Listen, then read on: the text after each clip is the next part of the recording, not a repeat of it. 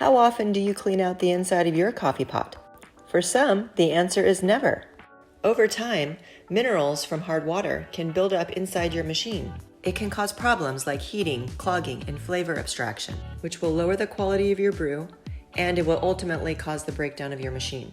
Using household vinegar is a great way to descale your machine and remove all of these impurities. This process is very simple.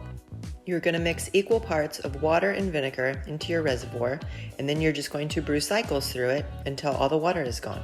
Just remember to remove your K-cup before you start this process. The vinegar solution will be drained into the mugs, and then you just discard it after each time. Keep repeating this process until all the water is gone. Once it's empty, the add water light should come on, and then you know you're done. Now you're going to allow your machine to sit for 2 to 3 hours so that the vinegar can break down all those minerals and build up. After cleaning out your reservoir, fill it with some new, clean, fresh water. Now you're going to cycle at least 2 reservoirs of this clean water through your machine. I will do this process until I no longer smell the vinegar. I now notice that all 4 openings are completely cleared and free-flowing. This process should be done every 3 months.